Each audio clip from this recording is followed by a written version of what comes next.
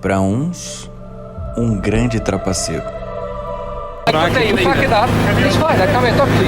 Para outros, uma das maiores lendas da história da Fórmula 1. E para muitos outros, um pouquinho dos dois. Oh, yeah, I did it, he says. Oh, God! Michael Schumacher hits David Coulthard and is out. Como agora não dá. Evidentemente não vai fazer nada. Schumacher traz o carro, bate no cinto, sai irritadíssimo. Ele vai pra briga, hein? Ele vai pra briga, hein? Grand Prix, and he's a 5 times World Formula One champion. This is history. Michael Schumacher nasceu na Alemanha Ocidental e desde criança mostrou que tinha algo diferente. Filho de um operário e de uma dona de casa, começou a correr kart com apenas 4 anos, usando um carrinho improvisado pelo pai.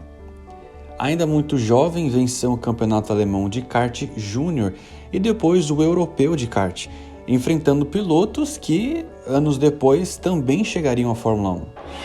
Born in Germany in 1969, Michael Schumacher started karting at the age of 4. And after winning at local, national and European levels, he moved up to single-seater racing. He learned from early on from his childhood that he had to deliver. When he's in this car or kart, he really had always to deliver in order to be able to get a seat. I think that never really got away from him. Com esse currículo, passou para os monopostos, vencendo o Campeonato Alemão de Fórmula 3 em 1990, uma categoria extremamente competitiva. No mesmo ano, ainda representou a Alemanha no torneio de Macau, vencendo uma das baterias e chamando a atenção internacionalmente. Closing in on Schumacher now. He's not really close enough to do it on this lap, but he's definitely thinking about it. Looks down the inside. Oh, has a bid for it as well. But he looked at that before and he really didn't have the braking capacity to go past Schumacher. And he does it again coming out of statue. And Mika Hakkinen absolutely destroyed by that. Quando finalmente estreou em 91 pela Jordan, foi como uma explosão. Um desconhecido que, de repente, parecia mais experiente que muitos veteranos. Foi então contratado pela Benetton, onde conquistou os títulos de 94 e 95. E é aí que começam as distorções.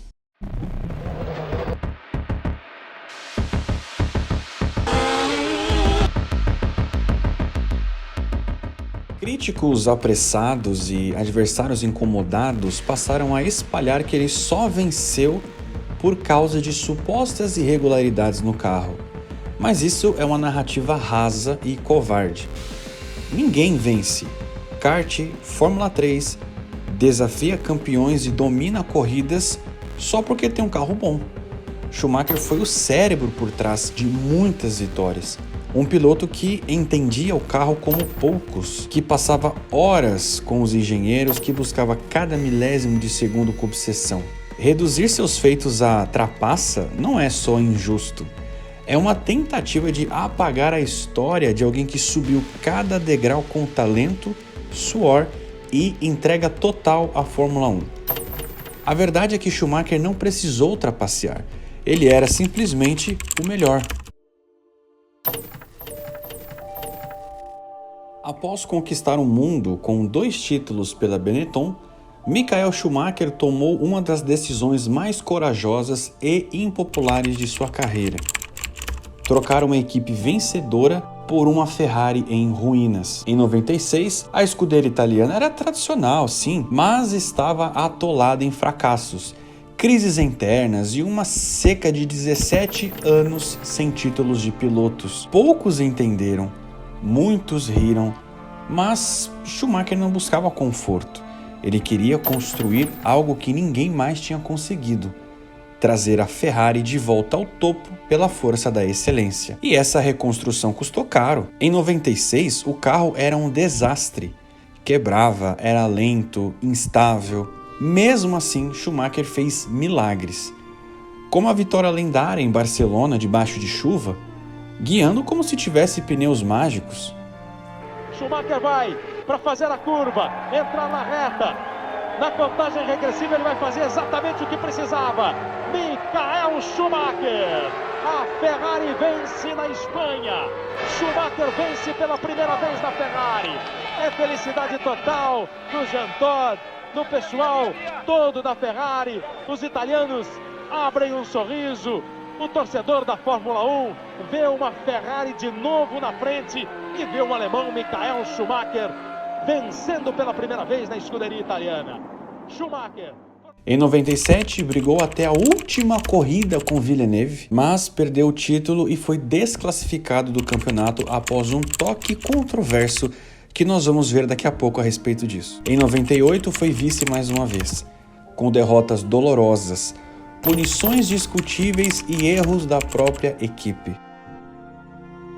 E em 99, quando tudo indicava que o título viria, quebrou a perna em Silverstone e ficou fora por 6 corridas.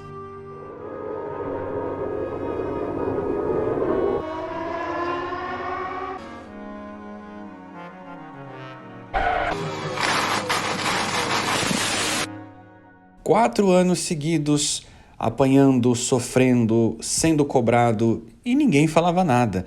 Ninguém chamava de trapaça, nem de projeto de favorecimento. Mas bastou começar a vencer, bastou a Ferrari dominar de 2000 a 2004 para surgir a avalanche de críticas. Abre aspas, a Ferrari só ganha porque favorece o Schumacher. Como se ele não tivesse suado cada gota de sangue para construir aquele império. 41st victory, which puts you equal second all time with Ayrton Senna. Do those records mean a lot to you? Yes, it does mean a lot to me. Sorry.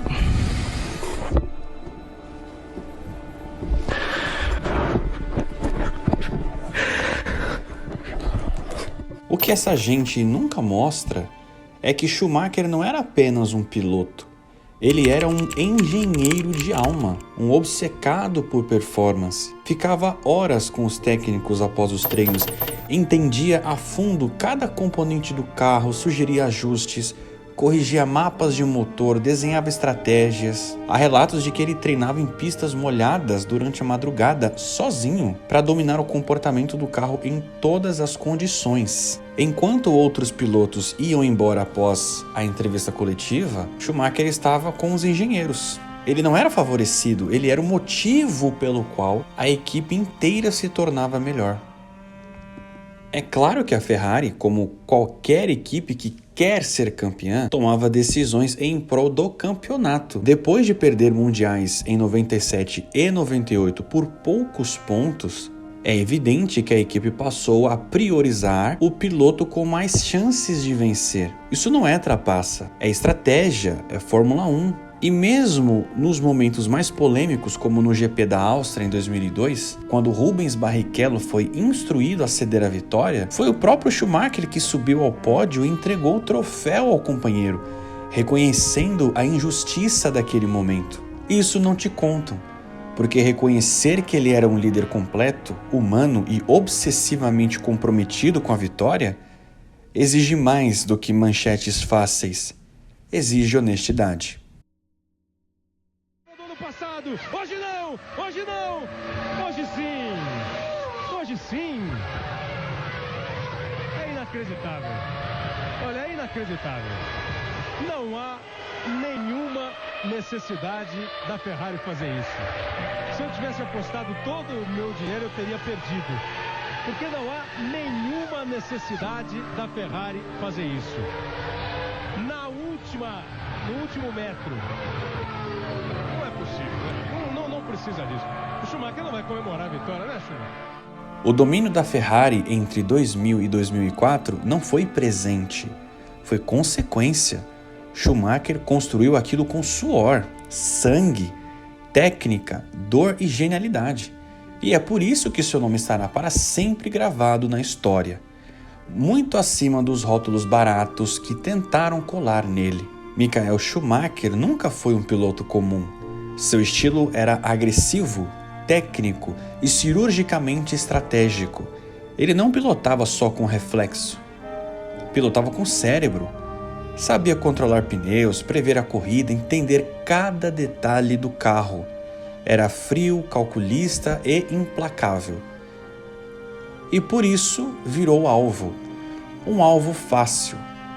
Mas o mais curioso é que quando ele perdeu por 4 anos seguidos, 96, 97, 98 e 99, ninguém o chamava de trapaceiro. Ninguém falava em jogo sujo. Ninguém dizia que ele era, entre aspas, protegido. Mas bastou começar a vencer, bastou dominar, bastou alcançar a grandeza e todos começaram a gritar.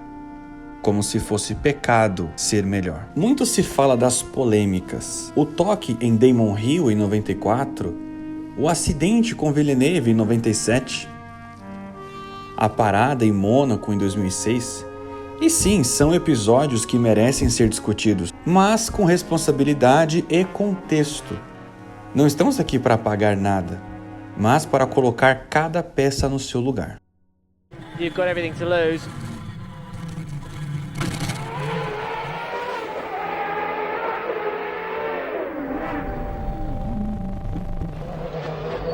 Se saiu, o Schumacher é campeão, mas ser campeão desse jeito é feio. Em 94, Schumacher estava na última corrida do campeonato, em Adelaide, contra Damon Hill. Ele bateu no muro, danificou o carro e na volta seguinte defendeu sua posição com um movimento que resultou em um toque e abandono de ambos. Hill ficou fora, Schumacher foi campeão. A imprensa inglesa até hoje chama aquilo de jogada suja.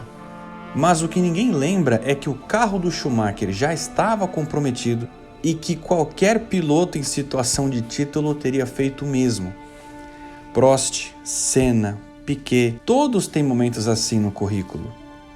O caso mais polêmico veio em 97, em Jerez, quando ele tentou fechar Jacques Villeneuve numa curva decisiva. Resultado? Exclusão do campeonato.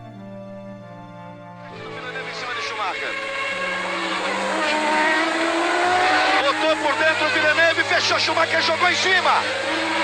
Vai saindo Schumacher, vai embora Villeneuve. Schumacher jogou em cima. E Villeneuve segurou, ficou Schumacher, vai acabar, ou pelo menos dá a chance de que Villeneuve seja campeão se for até o final. Quando Schumacher sentiu que o Villeneuve estava passando, ele veio para cima. Schumacher foi apagado da classificação final, uma punição duríssima. Agora pare e pense, se ele era tão favorecido como dizem, por que foi punido com tanto rigor? Por que a FIA, que supostamente, entre aspas, o protegia, foi tão rápida e severa? E mais, outros pilotos fizeram manobras parecidas e ficaram impunes ou foram levemente punidos. Ayrton Senna, em 90, confessou que bateu de propósito em Alain Prost no GP do Japão para garantir o título. Nunca foi punido. Frente Prost largou melhor e tomou a frente Prost. Tomou a frente Alain Prost, Senna força, vai por dentro. Aí a batida dos dois e aí se seguir a prova é final de campeonato.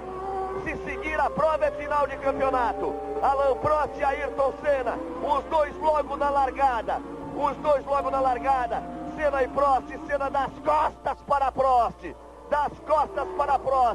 Se o juiz determinar a sequência da prova, o campeonato terminou e Ayrton Senna é campeão de 1990. Uma coisa que até estava prevista no filme. Lewis Hamilton, em 2011, em Mônaco, fez uma manobra super agressiva em Felipe Massa, nenhuma punição relevante. Verstappen, em 21, tirou o Hamilton da pista em Interlagos e passou sem sequer uma penalidade formal. 2 pesos, 2 medidas. Quando era Schumacher, o julgamento era sempre mais severo. Por quê? Ele não era protegido? Porque sua grandeza incomodava. Porque sua frieza, sua perfeição e sua aura invencível geravam mais antipatia do que empatia. Mas ser odiado por vencer não é crime, é consequência da excelência. E quanto ao GP de Mônaco, em 2006, quando ainda corria pela Ferrari, foi acusado de parar o carro de propósito no fim do treino classificatório para impedir Alonso de completar sua volta rápida. A FIA investigou e tirou sua pole.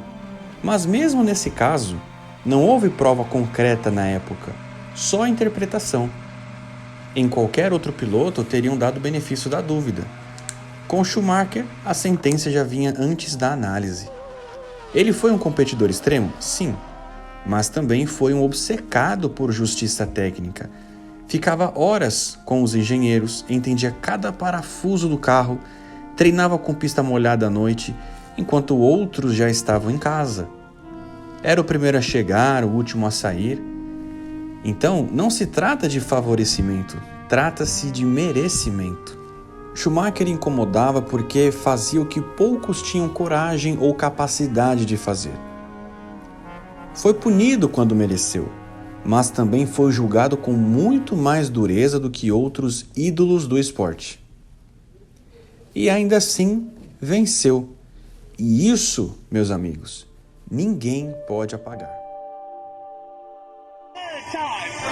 You're great, Ross. You're great, Ross. All of you guys. Oh my God. We did it. Entre os anos 2000 e 2004, Michael Schumacher atingiu o auge da sua carreira e consolidou uma hegemonia que poucos na história da Fórmula 1 foram capazes de alcançar. Em 2000, ele quebrou o maior jejum da Ferrari. Eram 21 anos sem um título mundial de pilotos. Aquela vitória não veio fácil. Schumacher teve de superar adversários como Mika Häkkinen, bicampeão mundial, o seu próprio companheiro Rubens Barrichello. A partir dali, veio a sequência de títulos: 2000, 2001, 2002, 2003 e 2004. Um domínio técnico, mental e físico que marcou a categoria. Em 2002, ele estabeleceu um feito jamais visto até então. Subiu ao pódio em todas as corridas da temporada. Em 2004, bateu outro recorde histórico, com 13 vitórias em um único ano. Recorde esse que só veio a ser batido depois com Vettel. Mas, junto com essa hegemonia, surgiu outro mito que teima em perseguir Schumacher até hoje, o de que ele só ganhou porque não teve concorrência de verdade. Esse argumento, além de simplista, é uma grande mentira. Schumacher não apenas enfrentou, como desbancou alguns dos maiores campeões da história da Fórmula 1. Antes mesmo da era de ouro da Ferrari, Schumacher já se provava contra ícones da categoria. Durante os anos 90, na Benetton, duelou e venceu lendas como Ayrton Senna, Alain Prost, Nelson Piquet, nomes que definiram o automobilismo em suas épocas. Esses não eram adversários quaisquer, mas campeões e gênios do volante, que fizeram história e que Schumacher enfrentou em sua trajetória para o topo. Em 94 e 95, Schumacher conquistou seus 2 primeiros títulos mundiais em meio a esse grupo seleto, mostrando que seu talento era real e seu lugar na elite era consolidado. Depois, entre 2000 e 2004, enquanto muitos repetem que não havia adversários à altura, ele brigava duro contra pilotos como Mika Häkkinen, Kimi Räikkönen, Montoya, Alonso, Button e outros astros emergentes, todos pilotos de altíssimo nível, campeões ou futuros campeões mundiais. Reduzir a carreira de Schumacher a uma suposta falta de concorrência é ignorar sua trajetória recheada de vitórias emblemáticas contra esses nomes. É desconsiderar sua capacidade de adaptação, seu domínio em pistas como Spa, Monza, Suzuka, Interlagos e sua frieza para vencer sob pressão extrema. E não se pode esquecer, antes de sua era dourada, Schumacher enfrentou 4 anos seguidos de derrotas duras, de 96 a 99 na Ferrari, período em que a equipe sofreu com problemas mecânicos, erros e um carro longe de ser dominante. Foram anos de luta e sacrifício que moldaram o campeão absoluto que ele se tornou. Portanto, afirmar que Michael Schumacher só ganhou porque não teve adversário à altura é uma falácia que desrespeita sua história, seu esforço e o nível dos oponentes que enfrentou e superou. Ele não ganhou por acaso, ele ganhou porque era melhor, contra os melhores.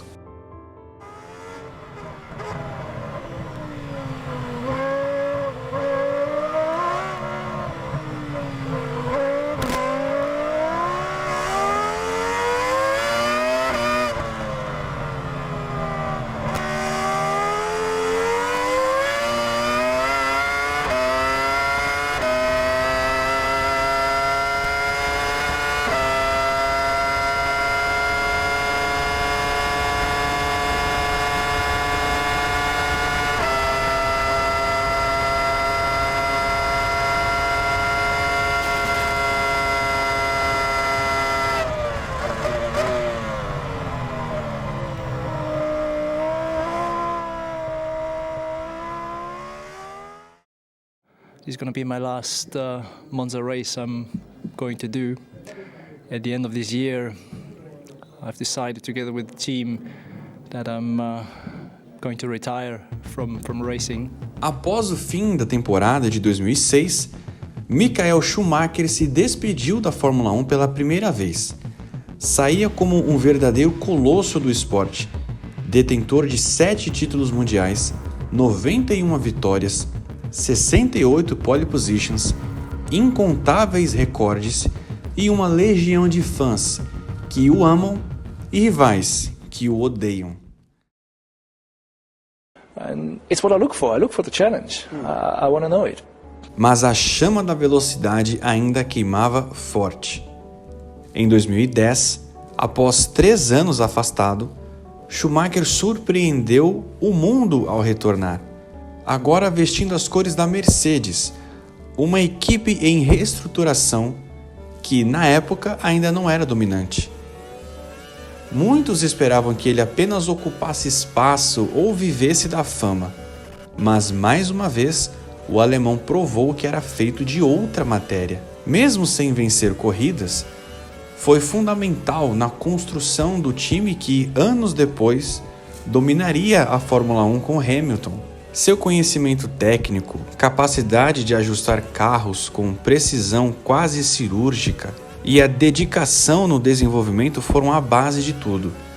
Seu companheiro, Nico Rosberg, sempre destacava: Michael era o cérebro por trás da evolução que tivemos. Houve momentos de brilho.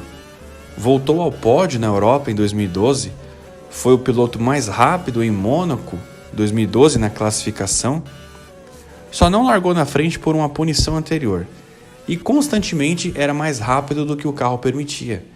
Mesmo longe dos holofotes do topo, sua paixão seguia intacta.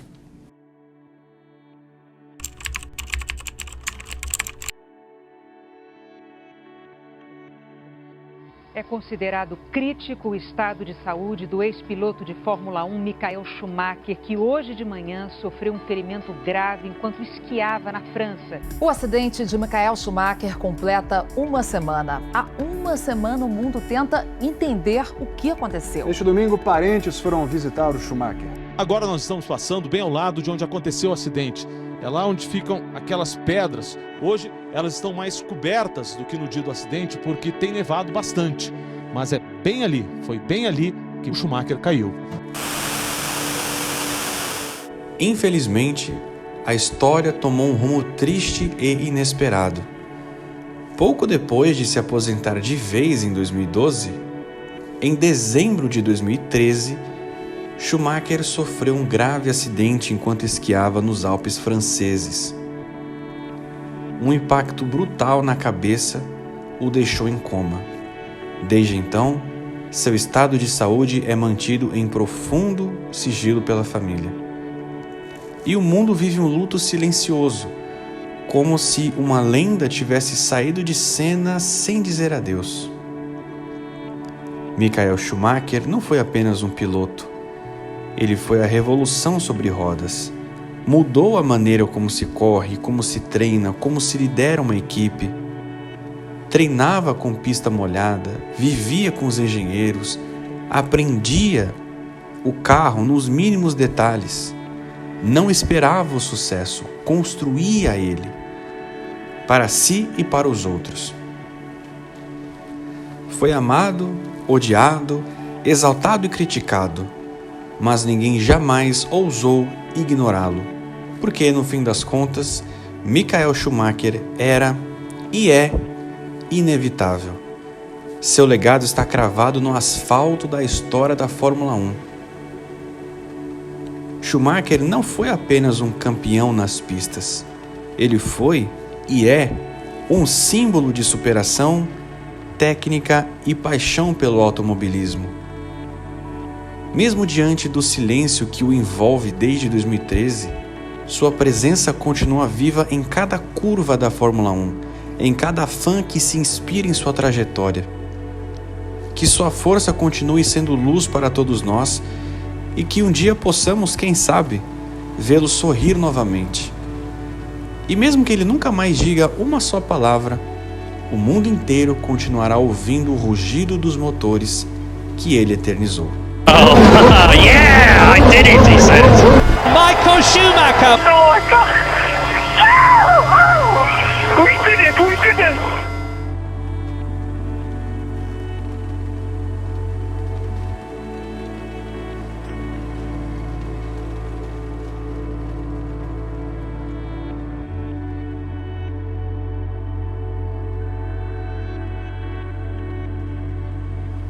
Força, campeão!